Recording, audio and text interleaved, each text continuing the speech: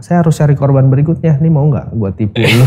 Gitu kan, kurang lebih seperti itu. Itu jujur ya, itu kayak jahat sih kayak gitu sih. Apa sebenarnya ada orang gede di belakang, dan ada yang bilang bahkan kayak seorang Rudy Salim itu cuma CEO pajangan. Ada tanggapan nggak soal itu? Jadi gini. Alright, hari ini gue kedatangan Sultan Medan. Murah banget dong itu. Gue kedatangan orang yang hebat banget sih. Gue dari dulu pengen belajar dari masternya nih. Justru terbalik, sebenarnya saya sering nontonin kamu punya konten karena sifatnya singkat, cepat, padat, tegas. Oh, tegas justru ya? Iya, langsung kelihatan itu poin-poinnya, bagus sekali. Oke, ternyata cari bahannya susah itu. Cari bahannya susah ya? Oke, ini scriptwriter kita harus digaji lebih nih kayaknya.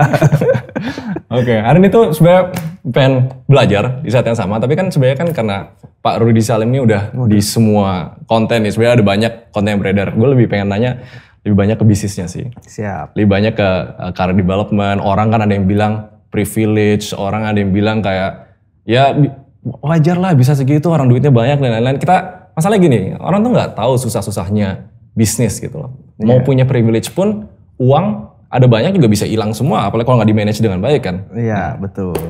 Mungkin mau nanya dulu nih. Oke, siap. Prestige kan di awal jual beli mobil premium, namanya luxury ya. Betul. Tapi kok sekarang udah kayak konglomerasi ya. Jadi bisnisnya banyak. Jadi gini bos, pertama saya mulai usaha 2006 ya, kurang lebih ya. 2006. Artinya tuh berapa? 12 tahunan yang lalu kurang lebih ya. 12 tahun yang lalu itu mulai bisnis pertama saya microfinance. Itu microfinance yang pertama? Kalau sekarang mungkin orang sebutnya fintech. Microfinance yang road to marketnya adalah online. Di tahun 2003 ke 2006 itu ada forum namanya Kaskus. Itu forum terbesar di Indonesia. Saya jualan di situ. Jualan zaman dulu handphone, BlackBerry, terus handphone Cina kayak gitu kan. Dengan term of payment. Jadi orang itu bisa bayar 5 kali, 7 kali atau 10 kali. Baru saya buka showroom itu 2012, yaitu 10 tahun yang lalu. 6 tahun kemudian dari microfinance 6 tahun kemudian setelah punya uang. Jadi kalau sebenarnya saya selalu suka melihat orang yang ada track record dalam bisnis. Artinya mereka kerja mungkin secara bootstrapping ya, konvensional ya. Ada untung kumpulin, baru buka usaha baru investasi di tempat lain. Mungkin seperti itu saya dulu ya. Jadi pada saat itu juga lumayan suka diliput media lah, di mana Excel Trade itu 1 bulan pada saat itu 2006 omsetnya 1,3 miliar per bulan. 1,3 itu di tahun berapa? 2006. Itu tahun pertama jalan berarti? Iya, 6 bulan pertama. Sampai saya ketemu si Andrew Darwis, saya bilang, Mimin, waduh makasih nih karena jualan di Kaskus nih, saya bilang gitu. Terus saya kasih hadiah, kita foto bareng. Itu mungkin masih ada fotonya. Kalau di Google pun nama saya Rudy Salim Excel Trade, berita tahun 2006 pun masih kelihatan. Itu asal muasalnya pada saat itu. Jadi cari duitnya di sana dulu, terus tapi sebelum itu nggak ada bisnis yang lain atau kayak diajarin gimana? Enggak bos, pada saat itu zamannya kuliah. Saya kan umur berapa pada saat kuliah, itu? Iya 2006 tuh semester 4. Kok? Iya semester Gimana 4. caranya semester 4 kepikiran tiba-tiba bikin Jadi gini. Microfinance tuh lumayan, bukan kayak misalnya ya kebanyakan orang tuh jualan online iya, gitu kan. Saya ceritain ya. Saya kuliah, orang tua dokter. Kakak saya dokter. Saya warga keturunan yang orang tuanya galak. Saya tuh nggak tahu ya, kamu kan lebih muda dari saya ya. Zaman dulu ya, kalau kita diajar ya, bisa bukan digantung, mati digantung. Diikat di tiang bendera. Kalau nakal nih, disabet, diikat tiang bendera, dijemur. Beneran diikat apa Beneran diikat, kayak gitu. Terus ya yang galak itulah. Bahkan sekolah pun dulu dilempar penghapus, dilempar kapur. Zaman dulu, sekarang mah nggak bisa kan begitu kan. Langsung viral kan. Sekarang viral di sosmed tuh mah. Nanti otomatis turun tangan lagi. Makanya Alfamart dong. Nah jadinya abis itu saya kuliah tuh kedokteran. Kuliah kedokteran nggak bisa lah, memang bukan passion di situ dan otaknya juga nggak nyampe di situ. Akhirnya keluar di kuliah pertama. Nyokap saya ada duit lah, walaupun mau dibilang kaya banget ya enggak, mau dibilang susah banget ya enggak, ada lah. cukup lah ya, mau dibilang oke lah. Saya dikasih mobil kalau mau kuliah kedokteran lagi. Gitu kan. Berarti udah drop? Udah semester 4 tuh. Udah semester 4 belum drop out. Saya undurin diri karena kan saya punya IP tuh Nasakom, nasib 1 koma. Jadi saya tahu nih ini semester 4 kalau nggak sekian puluh SKS saya akan di drop out. Daripada ada judul drop out, saya undurin diri dulu. Minggu depan juga gue di drop out nih. Undurin diri dulu, saya ngundurin diri.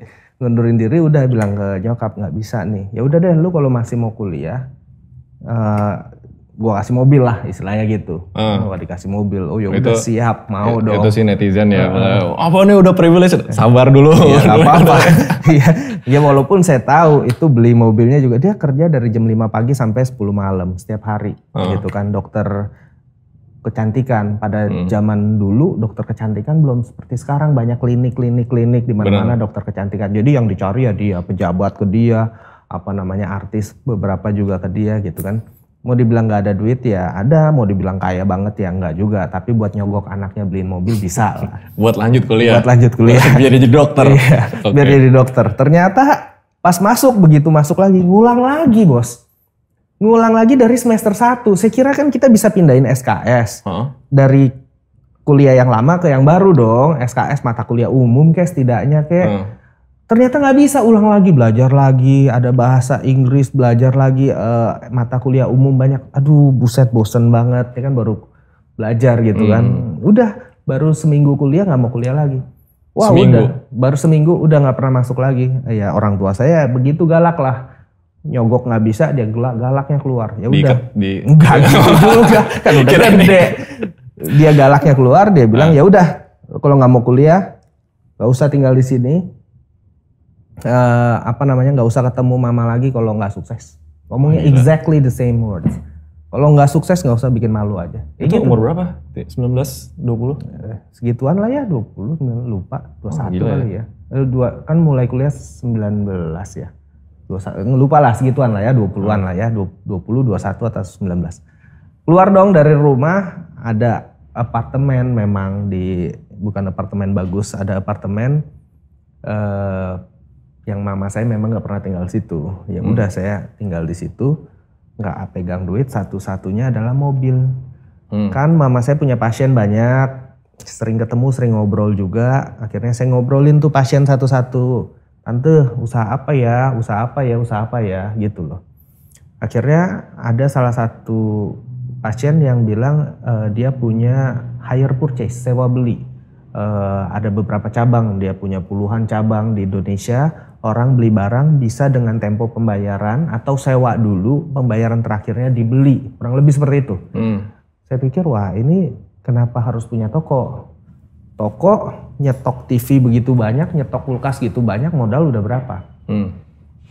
Karena kita anak online, walaupun masih pakai dial up beberapa kali pada saat itu. Masih kalau diangkat telepon internetnya mati ya? Iya kurang lebih ya mati. Nah jadinya kayak gitu, saya buka lah. Kenapa nggak road to marketnya online? 2006 tuh, ya udah jualan lah barang.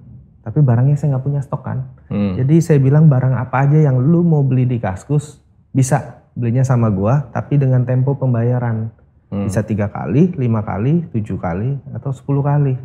Duitnya dari mana? Mobil itu saya jual. Gitu. Mobilnya saya jual tuh, bener-bener punya ya adalah beberapa ratus. Jual mobil, banyak aplikasi nih. Wah, nama keluar, nomor telepon gini-gini, mau BlackBerry apa? Saya nggak punya BlackBerry. Ya udah saya beli BlackBerry dari Kaskus juga. Saya kirim ke yang beli. Lalu dia cicil 3 kali bisa, 5 kali atau 10 kali. Tapi nggak takut waktu itu kayak banyak. Fail rate-nya lumayan loh. Betul, pada saat itu NPL kita sebutnya non-performing loan lumayan tinggi. Akhirnya perbaikan sistem, baru saya lihat arah arus minatnya gimana, arus keuangannya gimana, terus dia keperluannya untuk apa buat kuliah, apa buat kerja, atau jangan-jangan nganggur, nggak ada kerjaan, nggak ada slip gaji ya kita nggak kasih. Akhirnya kita perbaikan sistem.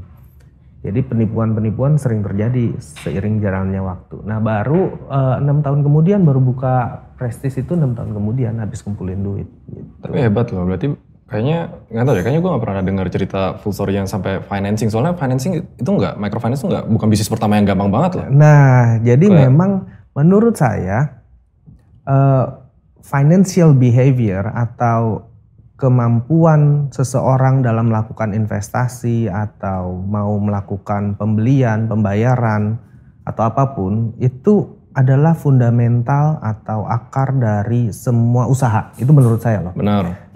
Jadi yang penting tuh dua kan, finansial sama marketing. Dua itu yang paling penting dalam usaha apapun, walaupun produknya berbeda-beda, pola marketing dan pola finansial yang berbeda-beda, tapi dua itu fundamental yang paling penting.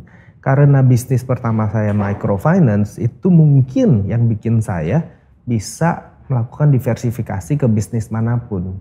Gitu. Jadi ya menurut saya finansial itu dunia yang penting sih. Setuju sih, makanya ternak uang ini kita ada kita ngajarin ternak uang keren, top. Tapi ceritanya tuh menarik tau, karena banyak orang loh kayak mau mulai bisnis itu ternyata benang merahnya sering nggak disupport sama orang tua.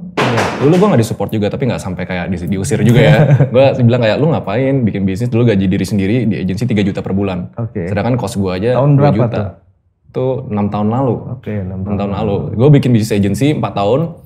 Tujuannya waktu itu biar ngerti multi industri. Jadi hampir semua industri gue ngerti. Legal, finance, entertainment, logistik dan lain-lain. Jadi akhirnya ngebakalin buat ngebangun startup kan. Tapi kalau case-nya itu ya, kita kan prove them wrong analoginya. Kita prove them wrong terus akhirnya sukses. Bukan sukses lah, gue maksudnya.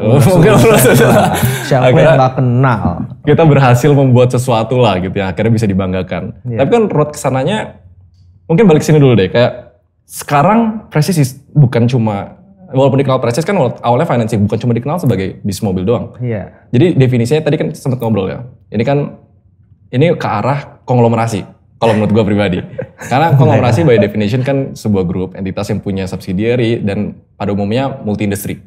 Sedangkan sekarang gue sampai pertama kalinya pakai catatan nih, di Prestige sampai motor cars ada, Excel Trade, microfinance tetap ada, kuliner ada, Rans Cilegon ada, Autonomo ada, rental mobil ya, Lesser Entertainment, itu banyak loh. Masih boleh dijelasin dikit nggak? Kayak sekarang tuh bisnisnya di mana aja dah? Jadi gini loh, ya bisnis, jadi dari finance tadi memang baru diversifikasi ke Prestige Motor Cars. Prestige sendiri sejak 2014 atau 2015 sudah menjadi sebuah holding company yang melakukan investasi di berbagai lini bisnis industri. Jadi 2016 tadi? 2014-15 kurang lebih ya. 3 tahun setelah bangun Prestige Motor Cars. Iya, jadi memang brand Prestige-nya dipakai dari Motor Cars ada Prestige Corporations. Prestige Corp ini ya investnya di mana? Ya di Motor Cars, lalu di makanan pada saat itu banyak, tapi udah pada tutup, jadi saya nggak usah bilang. Jadi makanan dihapus nih? Yang masih buka Wolfgang Steakhouse. Sekarang kita lagi buka cabang lagi di Bali. Nah itu cukup membanggakan lah. Yang lain kusut gitu. Lalu di tahun 2000, banyak sih sebenarnya. Tahun 2020 kita membeli sebagian saham dari Maxindo Renault Indonesia sebagai importir authorized sole importer dari Renault di Indonesia di 2022 tahun yang lalu. Lalu di tahun 2021 ke 2022 mungkin ada 5 atau 6 perusahaan yang bergerak bersama Rans Entertainment. Di antaranya ada Rans Nusantara FC, udah berubah nama, Rans Cilegon ketika Liga 2. Kebetulan udah naik ke Liga 1 jadi Rans Nusantara. Lalu ada Rans Basket, lalu ada Rans Prestige Sportainment, itu sekitar 2,7 hektar kawasan di Pantai Indah Kapuk. Kita bikin lapangan sepak bola, lapangan basket dan lain-lain untuk latihan. Lalu ada Rans Carnaval City Zoo, itu kebun binatang hampir 3 hektar juga. Itu ada 35 spesies, nanti ada penguin, ada macam-macam, itu tahun depan jadi, tapi kita udah bikin dari tahun lalu. Lalu ada apa lagi ya? Ya begitulah, ada sekitar 5. 5 yang gede ya? Kurang lebih. Lalu ada Prestige Promotions. Prestige Promotions kemarin itu sama Rans Entertainment juga datengin Ronaldinho itu sekitar 2 bulanan yang lalu. Boleh tahu nggak itu keluar budget berapa? Oh, bisa di-spill nggak? Waduh. Gue penasaran sih itu. Ronaldinho keluar budget berapa? Lumayan lah. Lumayan lah. Bisa beli berapa mobil lah ya. Sebelumnya di tahun 2019 Prestige Promotions datengin 2 Chainz penyanyi. Lo tahu itu terkenal. Lalu ya beberapa kali konser lokal, artis lokal karena 2020 kan COVID. Sekarang kita lagi mau gerakin lagi Prestige Promotions. Lalu ada Prestige Productions yang bikin iklan, biasa iklan mobil. Agency berarti ya? Agency kurang lebih. Ya, iklan-iklan brand-brand mobil biasa bikin juga sama kita. Lalu ada Prestige Aviation, itu sewa menyewa dan jual beli private jet, dan kita adalah sole importer dan distributor dari EHang. EHang adalah autonomous aerial vehicle atau kendaraan udara tanpa awak pakai listrik, bisa 2 orang. Kalau dilihat sih kayak drone ya. 2 orang naik ya udah terbang begitu, nggak pakai pilot. Wah, itu ya namanya EHang, AAV. Kemarin kita udah terbangin di Bali, di Semeru, di Jakarta International Expo, banyak beberapa tempat udah terbang. Lagi nunggu izin untuk bawa penumpang gitu. Jadi ya seperti itulah kurang lebih. Di 2022 kita juga melakukan investasi ke beberapa perusahaan digital yang cukup dikenal di Indonesia. Ya diantaranya kita diberikan kesempatan sama Master Botak boleh bergabung di perusahaannya. Jadi kita melakukan investasi di Dektos yang terkenal dengan podcast Deddy Corbuzier Close the Door. Di bawah itu sudah ada sekitar 29 KOL lainnya yang sudah bergabung juga di komunitas Close the Door itu. Lalu ada investasi di Leslar Entertainment, ada investasi di Sule Productions juga. Jadi ya di digital kurang lebih seperti itu. Itu tuh banyak ya bisnisnya. Jadi mungkin kalau dihitung-hitung lah. Itu kan kebanyakan capital heavy ya, atau bagi yang lagi nonton kayak modalnya gede. Dan kalau modal gede itu biasanya opsinya either debt financing atau cari utang, atau ternyata ada sokongan duit yang kuat banget. Or dari awal bisnisnya cash flow-nya kuat banget untuk bisa keluarin kemana-mana gitu. Nah itu yang sebenarnya belum tahu. Tapi sebenarnya ada satu pertanyaan tadi udah sempat izin untuk nanya ya. Ada satu pertanyaan yang pengen sensitif gitu sebenarnya. Waktu itu sempat ada yang bilang atau kayak sempat omongan lah gitu. Ini kan grow-nya hebat, cepat banget lah analoginya. Itu dalam waktu singkat bisa kayak multi industri, bisa banyak itunya. Apa sebenarnya ada orang gede di belakang, dan ada yang bilang bahkan kayak seorang Rudy Salim itu cuma CEO pajangan. Itu tuh kayak kok bisa orang kayak bikin kayak gitu. Padahal kalau ngobrol langsung jelas kelihatan bisnis acumen-nya tuh nggak sekedar orang bilang pajangan, harus ngobrol dulu. Ada tanggapan nggak soal itu? Jadi gini, ketika seseorang itu dibilang CEO pajangan atau dititipin duit atau ada investor gede, ada salahnya nggak? Sebenarnya juga nggak ada. Walaupun saya mau konfirmasi nggak ada sih. Saya lagi nunggu. Semoga dengan saya ngomong gini ada yang mau sih gitu kan. Siapa tahu ada LP ya, liquidity provider yang ngasih ke saya kan setelah kita ngomong gini. Tapi nggak ada saya. Nah, saya cuma mau bilang bahwa presiden aja merupakan pimpinan dari pilihan rakyat.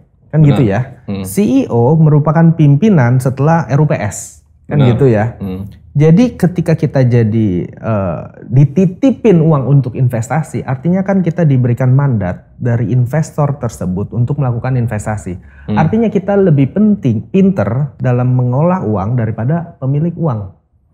Kurang lebih kan seperti itu. Itu pun nggak ada salahnya. Bukannya ini yang dilakukan oleh venture capital atau private equity atau perusahaan asuransi ketika mendapatkan uang dari investor atau orang-orang yang membayar premi asuransi. Perusahaan asuransi itu kan harus mengembangkan duitnya dengan membeli bond, membeli produk-produk yang aman dan sebagainya gitu. Jadi sebenarnya nggak ada salahnya juga jika ada investor di belakang.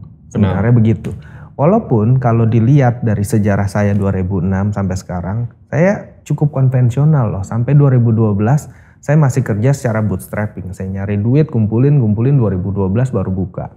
2012 lebih terbuka sedikit mata saya tentang valuasi sebuah perusahaan.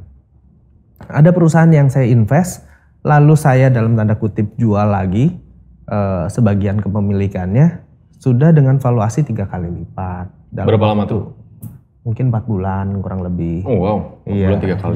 Jadi cukup tinggi gitu kan. Jadi memang kita harus value investing. Boleh di-spill nggak? Jangan boleh? dong. Jangan. Kayaknya banyak yang rahasia. Jangan dong. Oke. Saya baru minggu lalu juga baru tanda tangan beli satu perusahaan yang baru kita akan rilis bulan depan, tapi udah tanda tangan. Itu juga menurut saya investment yang saya lakukan cukup, karena udah tanda tangan, cukup under value. Jadi lumayan bisa di scale up gitu loh. Jadi saya bisa ajak teman-teman setelah saya beli untuk invest, bukan untuk apa-apa, tapi orang yang saya ajak untuk invest itu saya perlu cap verified-nya. Dalam arti begini, ketika saya ajak kamu nih invest, wah Raymond aja udah masuk nih, dia memvaluasi perusahaannya segini, lalu saya ajak lagi siapa misalnya, siapalah ya, saya nggak sebut nama lah, orang hebat lah, salah satu orang terkaya di Indonesia misalnya. Saya ajak invest dong, masuk 5% aja segini, gue cuman perlu nama lu, kalau lu udah invest perusahaan gue jadi udah lu stempel. Segitu valuasinya. Kayak gitu. Jadi dengan cara seperti itu kita bisa memvaluasi perusahaan itu lebih ke nilai sesungguhnya. Bukan berarti saya tinggiin nilainya, enggak, karena saya beli di bawah harga pasar gitu aja sih. Karena kan setiap ada investor masuk kan technically mereka ngelakuin appraisal ya. Iya. Dan yang lebih penting kadang ya di luar valuasi itu salah satu contohnya Ternakbom pas awal tahun tuh dia pro sama Pak Patrick Waluyo. Dan ternyata beliau mau masuk personal gitu. Akhirnya tindakan itu tuh bikin kita lebih di-respect lah gitu. Karena kenyataannya seorang investor hebat ya, seperti beliau ya, kayak Pak Patrick Waluyo itu nggak mungkin kayak invest di perusahaan ecek-ecek. Dan waktu itu bayangin ya, kita gue 27, waktu itu 26, partner gue 20, kita bahas finansial dan lain-lain, tapi nggak ada credibility 10 tahun sebelumnya pernah ngebangun apa dan lain-lain. Ternyata itu ngaruh, dan pas masuk secara equity, kita pun juga jadi punya responsibility untuk you believe in us, ya we believe in you, you believe in us, ya kita harus make sure kayak mereka ngasih returnnya dalam bentuk equity kan. Jadi sempat di-mention juga kalau orang invest di sebuah perusahaan atau startup itu kan dalam bentuk saham kepemilikan. Betul. Nanti di suatu hari lah exit event, misalnya kalau nggak di M&A atau dia jual secondary shares-nya ke investor lain atau IPO, di situ baru mereka make money gitu. Tapi menuju ke poin yang investor ya, sebenarnya memang itu yang harus dipatahin sih. Soalnya orang kira kayak gini, orang kaya ngapain sih terima duit dari orang lain gitu? Ini bisa pakai duit sendiri gitu. Tapi kenyataannya ada istilahnya cheap money. Konglomerat pun, orang-orang kaya pun, mereka nge-leverage duit orang lain untuk kadang ngejalanin bisnisnya sendiri gitu. Karena capital is cheap gitu. Apalagi kalau orang-orang yang kebanyakan duit gitu. Nah tapi kasusnya, tadi ada yang belum kejawab nih. Tadi kasusnya kalau pas bangun Presis di awal, itu kan masih seorang diri apa udah ada partner? Ada joinan pada saat itu. 2012 ya? 2012, yang akhirnya saya beli keseluruhan sahamnya di 2014. Oh jadinya 12 ada partner, 12 jadi balik ke diri sendiri gitu. Betul. Jadi ya dinamika bisnis itu kan, kita bisa ngejual saham kita bisa ngebeli saham orang lain dan sebagainya. Dan pada saat itu mereka exit cukup baik ya, kurang lebih 4 tahunan EBITDA gitu. Oh itu lumayan banget. Iya, dan saya beli gitu karena pada saat itu saya anggap ini walaupun kurang bijak, itu adalah sentimen terhadap brand ya. Walaupun untuk bisnis sih sebenarnya nggak boleh ada hal seperti itu. Ya harus objektif aja ya. Iya objektif aja, tapi ya udah terjadi seperti itu. Saya nggak sesalin juga, ternyata setelah itu penjualan mobil listrik meningkat, penjualan EBITDA yang dihasilkan 4 tahun itu ternyata 2 bulan bisa saya dapetin. Jadi memang peningkatan cukup signifikan di dunia otomotif pada saat itu. Apalagi tahun 2019 Presiden keluarin Perpres nomor 55 tahun 2019 tentang percepatan kendaraan bermotor berbasis listrik. Penjualan mobil listrik juga kan meningkat. Baru sekarang kan pabrikan mobil listrik yang berlomba-lomba go elektrik. Saya udah dari 2014 seorang diri diketawain orang, ini kalau habis baterai gimana? Kalau lewat banjir koslet gak? Kayak gitu. Mobil pertamanya apa sih 2014 ini? 2003, mobil pertama 2012. 2014 mobil listrik pertama saya masukin Tesla Model S. Jadi itu berapa tuh? 7 tahunan yang lalu orang pada belum ngerti tuh mobil listrik. Kan baru sekarang hebohnya. Tapi laku waktu itu? Tetap ada interest-nya? Enggak, mulai laku 2015, 2016 mulai laku. 2019 lumayan tinggi. Yang gitu. jam 3 pagi beli itu ya? Oh itu saudara Anda kayaknya. Iya. Sesama Sultan, saya belum bilang diri sendiri Sultan, jadi beda level. Oke. Sampai bercabang ke banyak bisnis, berarti bisa dibilang Precis ada banyak perubahan shareholder. Kayak secara holdingnya enggak. Jadi bisnis diversifikasi bisnis yang saya lakukan itu saya memang mengajak partner untuk gabung yang mana mempunyai expertise dan mempunyai valuable position yang mungkin saya pikir akan berguna di perusahaan yang saya invest. Gitu. Misalnya dia pinter taxation, misalnya dia pinter pembukuan, bisa bikin laporan keuangan sesuai PSAK dan sebagainya. Ya saya masukin yuk, join yuk, bantuin gue di sini, ininya bantuin gue gitu. Lebih penting mana? Partner atau shareholder baru yang lebih strategik, yang bisa ngebantu? Atau let's say ada satu partner lagi masuk tapi mau bayar valuasinya premium 50% gitu. Lebih penting uang apa skill kalau masukin partner baru? Tergantung, kalau very specific skill yang memang orang nggak bisa dan atau talenta luar biasa yang apalagi kalau dunia artis ya bisa nyanyi yang tidak tergantikan, partnernya seperti itu, atau satu lagi bisa valuasi lebih tinggi, itu fleksibel ya, harus kita lihat. Saya nggak munafik kalau dia mau bayar lebih tinggi saya akan consider. Ya kasih aja ya kan gitu. Tapi kalau satu ini punya very specific skill yang memang luar biasa, ya nggak bisa dihilangkan juga, tergantung jadinya. Karena uang tuh bisa dicari lah ya, tapi kalau orang yang punya spesifik skill set tertentu, belum tentu bisa dicari lagi gitu. Iya, betul. Oke, kalau ini ada sebenarnya sebelum sebelum mau nanya lebih personal, visinya Prestige itu apa ya? Sebenarnya kayak kalau dari awal tuh mungkin orang bisa menerka-nerka gitu, jadi importir mobil terbesar di Indo. Semua luxury market mau diambil gitu, simple gitu misalnya, fokus bisnis. Tapi kalau udah diverifikasi kan orang jadi kayak bingung, ini sebenarnya play-nya apa ya gitu, kayak visi besarnya itu Prestige mau dibawa kemana? Atau misalnya one day seorang Rudy Salim mau exit gitu misalnya, one day pengen pensiun atau kayak pengen jadi ini legacy sampai mati, sampai kayak grup-grup gede gitu sekarang. Sebenarnya memang tujuan kedepannya jadi multi industri yang memang selalu melakukan diversifikasi dan fleksibel dalam mengambil arah keputusan perusahaan. Memang fleksibilitas ini sangat penting apalagi di era digital sekarang yang benar-benar digital disruption itu ngerubah semua bisnis konvensional rata. Jadi nol lagi. Jadi fleksibel. Prestige arahnya mau kemana? Tentunya secara korporasi mencari profitabilitas setinggi-tingginya. Itu udah pasti. Profitability ya? Udah pasti. Bakal nggak jadi kayak one day burning company yang kayak bisa? Kalau dari saya ketika mau memvaluasi perusahaan, gini. Jadi misalnya gini nih, saya mau jual ke kamu sebuah produk yang nggak ada nilainya, tapi ada nilai sentimen aja lah ya. Gelas ini deh ada merek ternak uangnya nih, gue jual 1 juta gitu. Atau pilihan kedua, nih ada sebuah kos-kosan, ya ini 1 juta, let's say kita beli 1000 piece lah, jadi ada 1 M lah ya, 1 juta kecilan. Atau ada sebuah kos-kosan yang harganya 1 miliar, ada 10 pintu, ya kan? 10 pintu bisa menghasilkan setiap bulan jangan-jangan 500.000 per pintu atau jangan-jangan 2 juta per pintu. Itu menghasilkan uang. Benar. Investasi yang satu menghasilkan uang. Investasi yang ini kamu harus cari orang lagi yang mau beli gelas ini dengan harga 1.200.000 kali 1.000 atau dengan harga 1.300.000. Valuasi ini hanya karena sentimen. Benar. Tidak ada fundamental yang menghasilkan uang dari membeli gelas ini. Tapi kalau investasi di suatu produk atau bisnis yang bisa menghasilkan uang, itu kan secara fundamental memang akan dapat recurring income. Jadi saya punya pola bisnis, saya nggak mau masukin ke sesuatu yang secara fundamental nggak menghasilkan atau negatif cash flow. Itu pribadi saya.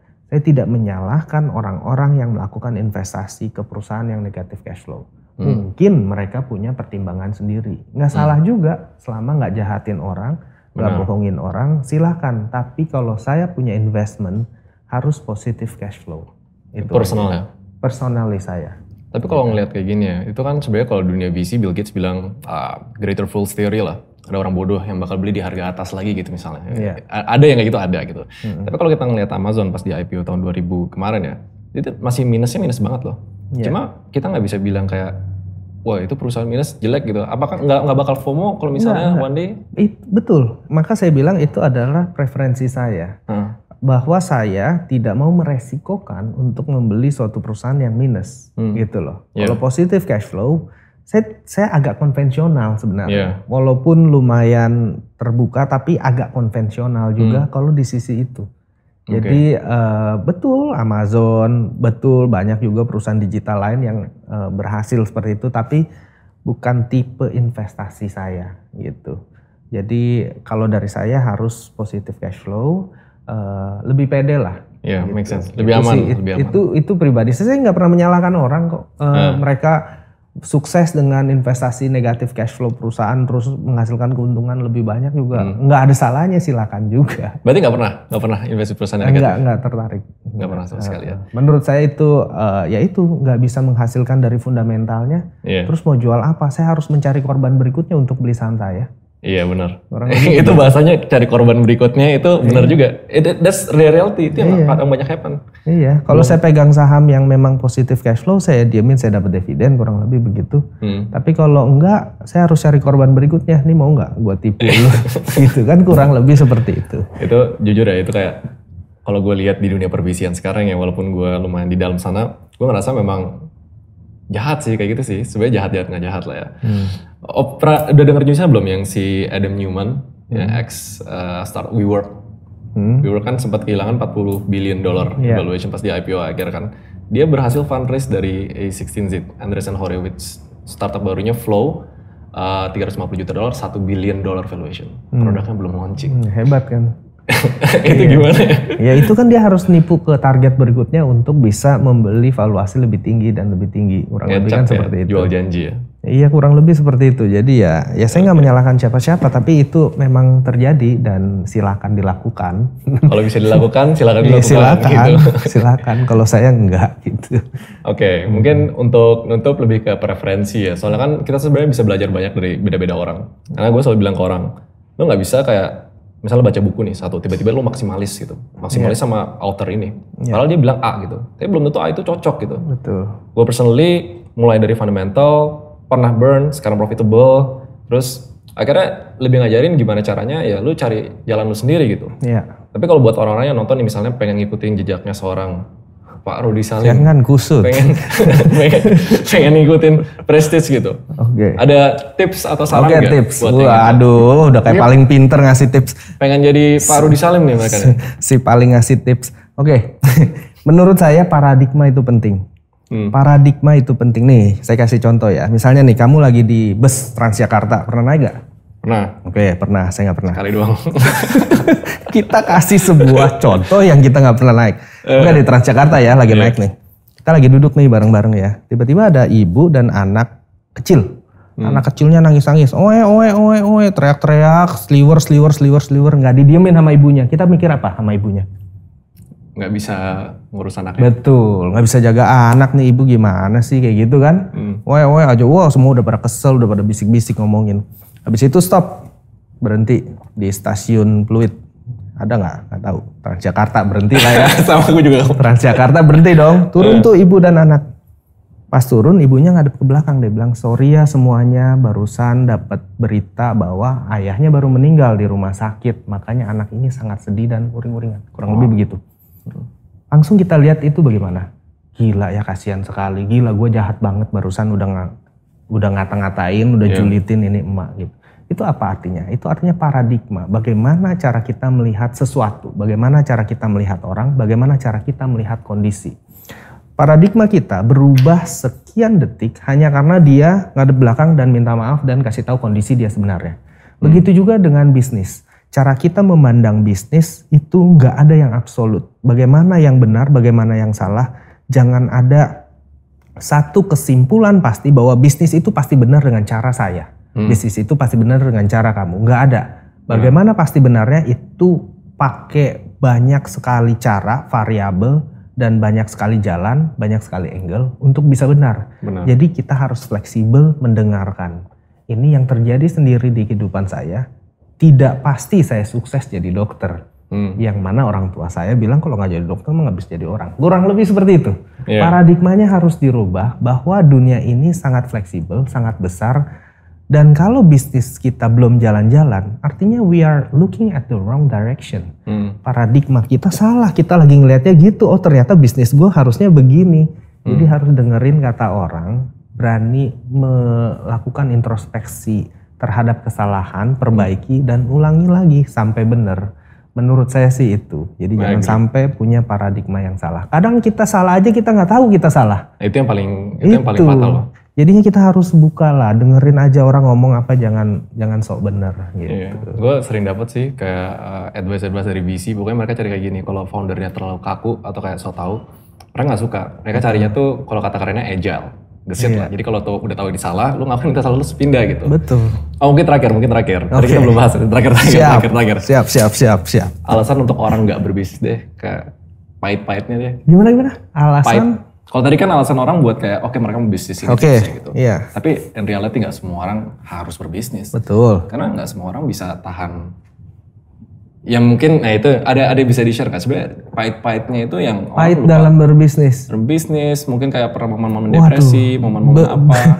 Bisnis itu sebenarnya nggak ada seneng-seneng ya. Kita setiap hari harus jalan di tangga yang licin. Ketika kita jalan kepleset balik ke anak tangga pertama. Naik ke anak tangga keempat licin, jatuh lagi ke anak tangga pertama. Berbisnis itu kalau pasti sukses, saya selalu bilang jambret aja orang pakai pisau, sini kasih gua 1 juta. Nah itu baru belum tentu dapat juga. Kemungkinan dapatnya lebih tinggi daripada berbisnis. Berbisnis itu identik dengan kegagalan dan identik dengan depresi. Itu bisnis. Kita yang nggak ada jam tidur, yang malam-malam bisa ditanyain mengenai pekerjaan, yang pagi-pagi udah harus bangun untuk jawabin email dan WhatsApp yang tiba-tiba udah numpuk, harus pagi-pagi pokoknya jempol begini dulu biar turun seret, oke dari bawah balesin satu-satu kayak gitu. Jadi bisnis itu ya memang nggak mudah, belum lagi ngurus sumber daya manusia, perpajakan, legal jika berhubungan dengan kepolisian, hubungan dengan legal, hubungan dengan perpajakan, banyak sekali lah bisnis. Jadi memang gak segampang itu. Soal depresi sama, kalau gue pernah feeling lonely, feeling depresi dan lain-lain. Momen paling depresi, paling down, kapan dan kenapa? Terakhir. Momen depresi dan paling down ya pas awal-awal buka bisnis lah. Pada saat itu kan bener-bener karyawan 2, mulai dari situ dan nggak tahu nih, nggak ada safety net pada saat itu. Biasanya kan ada orang tua yang jagain. Kalau itu benar-benar ngerasa ini kalau nggak ada apa-apa udah loh, benar-benar nggak ada apa-apa loh. Pada saat itu ya lumayan depresi pada saat itu. Lumayan. Nggak sampai depresi. Enggak juga karena tergantung karakter ya. Ada orang yang nggak bisa diajak serius bercanda terus. Ada kan yang begitu. Nggak bisa diajak bercanda serius terus. Ada juga begitu kan. Yang nggak enak diajak party gitu kan, serius mulu gitu kan. Jadi depresi atau enggak tergantung karakter ya. Kalau saya sih nggak bisa sampai yang depresi gimana banget, santai aja gitu. Sampai ada apa juga dunia gonjang-ganjing juga, oh ya udahlah gitu. Jadi kayak belaga gila aja lah sekarang mah. Yang panutan sih bisa santai-santai, tahu-tahu konglomerat. Enggak juga. Oke, gila banyak banget insight-nya. Gue definitely dari dulu tuh udah pengen ngulik-ngulik, pengen cari tahu sebenarnya kayak di dalam otaknya itu apa sih. Soalnya kebanyakan orang mikir kayak, wah Rudy Salim media, YouTube, kan bikin kontennya bercanda gitu. Tapi kayak yang bener-bener ngulik the brains, itu tuh sebuah experience. Definitely respect banget sama Pak Rudy Salim. Siap bos. Thank you udah datang ke podcast. Makasih. Gue pertama kali nih paling sultan masuk ke podcast gue. Walah sultan. Ya udah, oke. Thanks. Nanti see you guys in the next podcast. Ya.